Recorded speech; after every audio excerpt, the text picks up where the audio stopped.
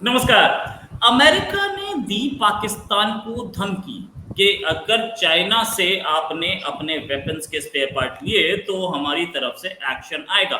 Action आया भी कुछ कंपनीज के खिलाफ जो कि चाइनीज थी, जो कि पाकिस्तान को सप्लाई कर रही थी हार्डवेयर कंपोनेंट्स। लेकिन अमेरिका में अभी हाल में अंडर सेक्रेटरी ऑफ स्टेट वहां पे पहुंचे हुए थे, जो कि जॉन बास नाम है, वो एक्टिंग है, लेकिन उन्होंने पहुंच करके धमकी जरूर दी। उसके बाद से कोई ऐसी प्रेस ब्रीफिंग नहीं आई, कोई ऐसी प्रेस रिलीज नहीं आई जिसमें क्लियरली बताया जाए कि बातें क्या हुई। क्यों? क्योंकि एक तरफ से धमकी मिल रही थी, दूसरी तरफ से धमकी सुनी जा रही थी। That's it. तो इसमें ब्रीफिंग क्या आएगी और प्रेस रिलीज क्या आएगा, ये कौन बताएगा। लेकिन हाँ, ऐसी प्रेस रिलीज जरूर आई कि इस पे बात हुई, उस पे बात हुई, उस पे बात हुई। क्लैरिटी नहीं आई। जैसे हमारे अभी डिफेंस मिनिस्टर साहब गए थे तो क्लैरिटी दी थी कि हम इस ड्रोन पे बात करके आए, इस इंजन पे बात करके, ऐसी कोई बात नहीं आई थी। लेकिन क्या प्रॉब्लम है अमेरिका को अगर चाइनीज कंपोनेंट्स यूज हो रहे हैं, और यूज हो ही रहे हैं, तो क्या प्रॉब्लम है? दूसरी चीज, कितना बड़ा खतरा है ये, इसी बात करने के लिए हमारे साथ लवीना जी को अच्छी तरह से जानते हैं, ये डिफेंस एनालिस्ट है। लवीना जी, बहुत बहुत स्वागत है आपका हमारे शो में।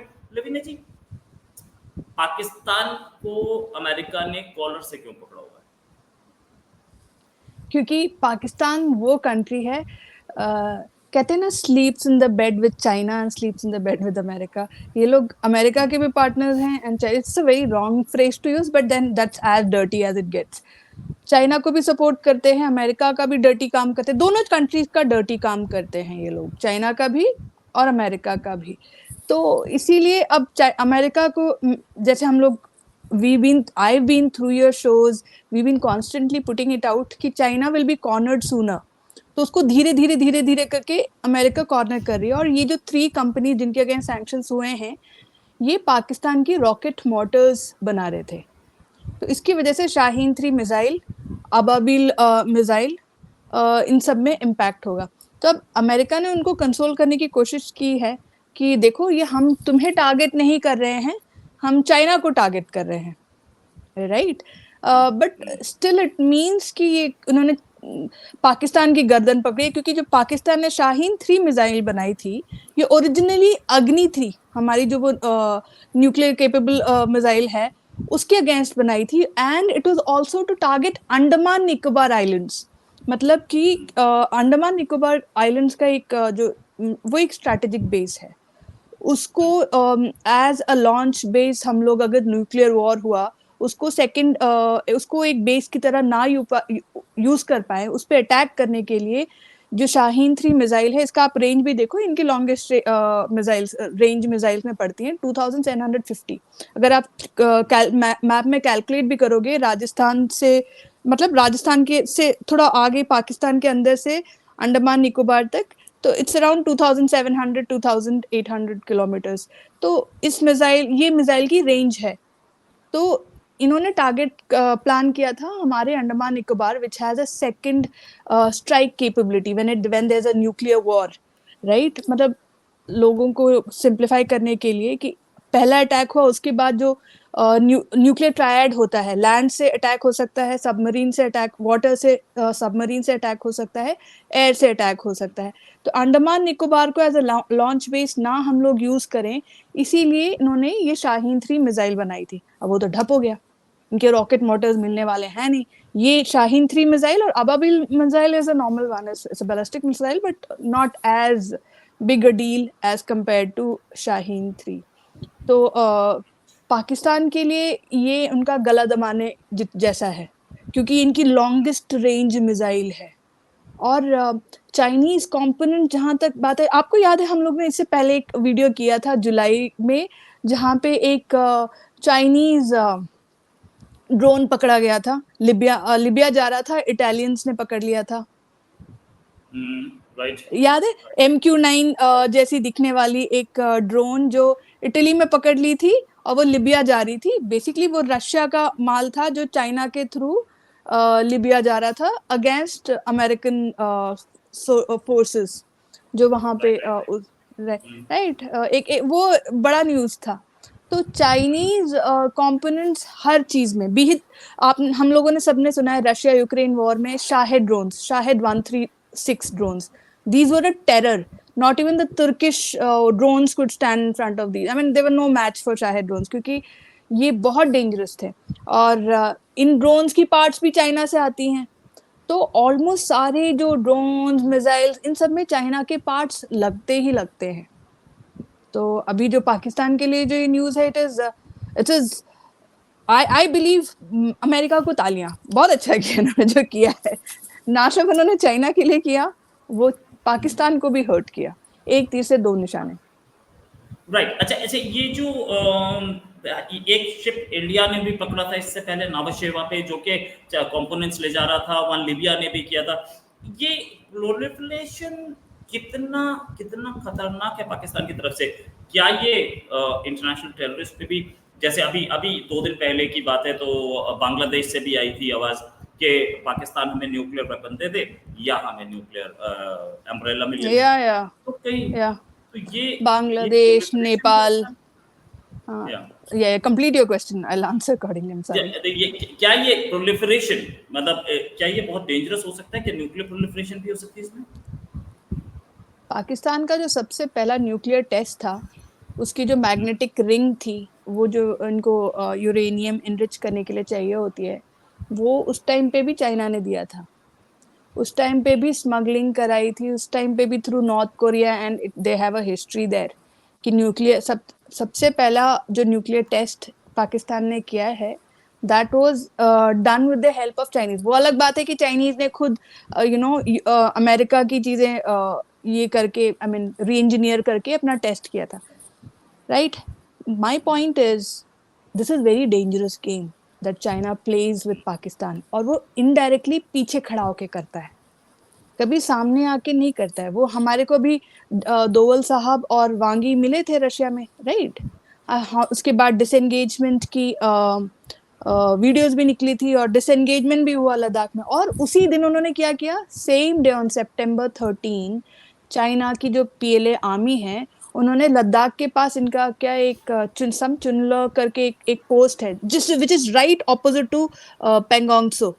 वो जो लेक है, लेक के जस्ट बाजू वाला जो इनका पोस्ट है, वहां पे अपने सोल्जर्स को ट्रेन करते हुए दिखाया। उसका what is the message that they are putting out, कि हमने डिसएंगेजमेंट किया है, फिर भी हमारे लोग यहाँ पे ट्रेन कर रहे हैं। That is what it means, right? तो चाइनीज ये प्रोलिफरेशन जब की बात आती है, चाइना का हाथ हर कंट्री के पीछे होता है, वो कभी सामने आके नहीं हिट करती है। आई हैव ऑलवेज बिलीव कि ये वॉर के लिए अपनी एनर्जी सेव करते हैं, वो कभी वॉर में जाना नहीं चाहेंगे। वो indirectly through mercenaries like Pakistani army वो अपना काम करते हैं, right? So you were right about Indian port. Gujarat में हुआ था एक इंडस्ट्रियल क्या थी, डाई मेकिंग इक्विपमेंट के नाम पे ये लोग पाकिस्तान को कुछ ये स्मगल कर रहे थे, nuclear related, from what I remember. I don't remember the exact equipment, but yes, that has, I think at least twice I have read it. I have read that news over the years. Right. Nuclear bomb ये का एक और ये है, I'll just add कि nuclear bomb जो है, it doesn't have to be a proper nuclear bomb for a country, for a country तो छोड़ो, पाकिस्तान आर्मी जैसी जो एजेंसीज हैं, इनके लिए डर्टी बॉम्ब नाम की एक चीज होती है, जिसमें आप बहुत स्मॉल क्वांटिटी न्यूक्लियर इसको भी यूज करते हो। वो लोग अपने ही लैंड को भी स्पॉइल कर सकते हैं, ताकि even that acts as a deterrent, कि आपने न्यूक्लियर मिसाइल फोड़ा है, obviously the enemy is not coming out, right? They will sacrifice their own people also. वो लोग they are ready for collateral damage. Dirty bomb जैसी चीज भी बना सकते हैं ये लोग, और इन सब में इनको चाइना की मदद मिलेगी। राइट। उसके लिए डर्टी बॉम्ब के लिए कोबाल्ट 60 यूज किया जाता है जनरली। और वो क्या करता है, वो न्यूक्लियर रेडिएशन फैला सकता है एरिया में, हालांकि थोड़ा एक्सप्लोजन ना करे, लेकिन इट्स वेरी डेंजरस, बहुत डेंजरस है। एक चीज और हुई अभी कल ही, वो ये कि मोसाद और इजराइल की वॉर एक नई लगी है। हम लोगों को जो डिटेल्स मिल रही हैं उसमें ये कि 3000 के आसपास पेजर फटे, 3000 के एक्सप्लोड कर गए। इजराइल का जो ये ऑपरेशन था, पूरी वर्ल्ड की एस्पियोनाज हिस्ट्री में सबसे बड़ा था। सबसे बड़ा इन द सेंस मैग्नीट्यूड से नहीं, जिस तरीके का ऑपरेशन था, इस तरीके का ऑपरेशन इससे पहले ना सोवियत यूनियन की KGB कर पाई, ना CIA कर पाई। इतने सारे पेजेस में दुश्मन का पहले तो पता लगाना कि ये नेक्स्ट प्लान क्या कर रहा है, फिर उसके बाद कहाँ ऑर्डर दे रहा है, जहां ऑर्डर दे रहा है वहां पर उस ऑर्डर उसकी मैन्युफैक्चरिंग कहाँ हो रही है, मैन्युफैक्चरिंग जहां हो रही है वहां कंपनी को ना पता चले, उस पे उसके अंदर एक्सप्लोजिव फिट किया और एक चिप फिट किया, जब वो बोले तो एक मैसेज आए शलोम फ्रॉम इजराइल और ब्लास्ट कर दिया। ये इस तरीके की एस्पिनाज या कोवर्ट ऑपरेशंस जो भी बोलिए हिस्ट्री में आज तक कभी नहीं देखे गए थे। ये किस तरीके का ऑपरेशन, इस ऑपरेशन को आप कैसे देखती हैं? मैं बस वाइड अप की ओर चल रहे हैं हम लोग, तो किस कैसे देखती इसका? मैं मेरे पास जो अभी जो डिटेल है वो ये है कि ये गोल्डन अपोलो जो कंपनी है उसने बोला कि पेजेस यूरोप में प्रोड्यूस हुए थे, यूरोप की फर्म है बीएसी, उसने प्रोड्यूस किए थे, लेकिन वो ये बोल रहे हैं कि ये प्रोडक्शन लेवल जहां प्रोडक्शन हो रहा था वहीं पे इसमें फिट कर दिए गए थे।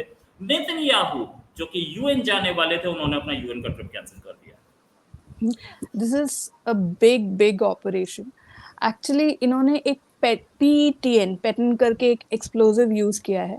सो उसका जो हिजबुल्लाह के ग्रुप में ओरिजिनल हिजबुल्लाह के चैनल पे जो उन्होंने स्टेटमेंट पुट आउट किया है Hezbollah has been targeting Motorola. There are three different devices. One was Apollo जो ताइवान और हांगकांग वो जो उस एरिया में उससे होती है, दूसरा Motorola.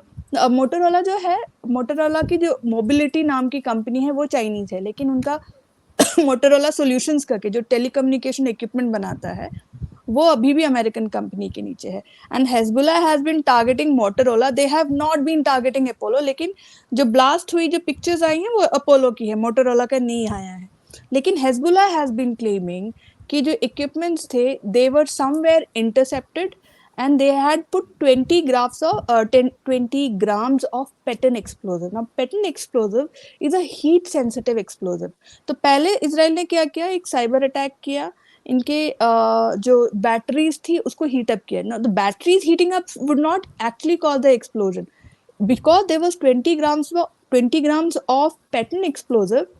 It exploded the way it did. We all saw the explosion. Actually जो लोग हैरान थे कि ऐसे कैसे ये लोग पेजर्स यूज कर रहे हैं। मैं बताती हूँ, यहाँ की ऑयल फील्ड में जब भी हम लोग, जैसे मेरे जैसे लोग, अगर हमको जाना पड़ता है, विजिट करना पड़ता है, एक तो परमिशन लेनी पड़ती है, दूसरी laptop with camera, mobile with camera नहीं लेके जा सकते। तो लोग क्या करते हैं, पेजर लेके जाते हैं, पेजर्स एंड नोकिया की जो पुरानी मोबाइल हैं जिनमें कैम नहीं होते वो लेके जाते हैं, राइट। तो ऐसे डिवाइसेस ये अब भी बहुत कॉमनली यूज होते हैं ऐसे हाई सिक्योरिटी जोन्स में। तो Israel would have figured it out कि ये लोग, क्योंकि इजराइल की आर्मी खुद मोटोरोला के पेजेस यूज कर रही थी till a little time ago, may be like 2014 2009 उस टाइम पे तक, तो उस गैप में भी यूज कर रही थी ये लोग पेजेस। तो probably in that area using pages is a very common thing and the pages exploded the way they did. इसमें एक और इन्होंने हिजबुल्लाह के ग्रुप ने ये भी डाला था कि परसों अमेरिका के एक electronic warfare aircraft which is called EC-130H, it is a rare electronic war. ये इतनी जल्दी हमको दिखता नहीं है, ट्रांसपॉन्डर्स इसके ऑन होने पे भी हमको फ्लाइट रडार में दिखता नहीं है। ये बीरट के पास था, ये अमेरिका की EC-130H, it is an electronic warfare aircraft. It was there. So America and Israel coordinated it very, very well.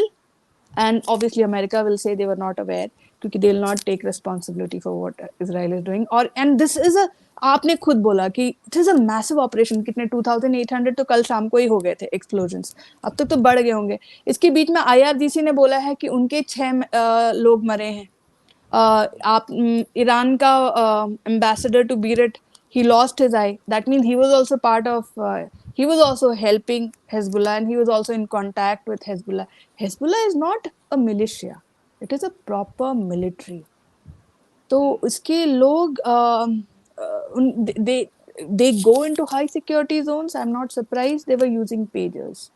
And Motorola की हिस्ट्री ये है कि 2000 early 2000 में खमेनेई ने मोटोरोला को के अगेंस्ट फतवा जारी किया था कि ये पेजेस यूज नहीं होंगे। But somewhere in between when people forgot about it, they started using it. Hezbollah ने specifically Motorola को चार्ज किया क्योंकि Motorola का एक सेक्शन अभी अमेरिका होल्ड करता है, which they say is in good contact with Israel. Operation जैसे भी इसराइल ने किया, इंटरसेप्ट किया, 5 महीने पहले एटलीस्ट किया है, that is what Hezbollah says कि 5 महीने पहले जब पेजेस आए थे उनको इंटरसेप्ट किया है इन लोगों ने और 20 ग्राम्स ऑफ पैटर्न लगाया है। 20 ग्राम्स तो इट वुड पेजेस में हम लोग वो ऑलरेडी पुराने डिवाइसेस होते हैं तो थोड़ा हैवी भी हुआ तो लोग क्या कहते हैं, they will not worry about it, वो एक्स्ट्रा 20 ग्राम्स का वो वरी नहीं करेंगे। So that was a brilliant operation. Yes, you're right. हाँ, बहुत ऐसा ऑपरेशन मुझे तो नहीं सुना। मैंने कोल्ड वॉर की हिस्ट्री पढ़ी है, मैंने सारे ऑपरेशन सारे तो नहीं मतलब लगभग सारे ऑपरेशंस पढ़े, बड़े ऑपरेशंस, ऐसे ऑपरेशंस दिखते तो नहीं। पॉलिटिकल विल चाहिए, पॉलिटिकल विल चाहिए। नहीं, केजीबी के कुछ ऑपरेशंस थे जिसमें उन्होंने फोटोस्टैट मशीन, एक छोटे से मोबाइल टाइप डिवाइस, मतलब मोबाइल जितने फोटोस्टैट मशीन बना ली थी, फोटो खींच के ले जाते थे। नहीं, ऐसे कंट्रीज ही ये कर सकते हैं जिनको सैंक्शंस का डर नहीं हो। इजराइल की केस में इजराइल नोज चाहे कुछ भी हो जाए अमेरिका उसका साथ देगा, चाहे जैसे भी सैंक्शंस हो जाएं उनको चीजें तो मिलती रहेंगी। So Israel like country or America, like you said, KGB, they can take such actions. Will India do it? हमने किया है एक्चुअली। आप ध्यान दें, बालाकोट स्ट्राइक के आसपास रिमेम्बर कितने सारे मोबाइल्स बंद हो गए थे उस एरिया में।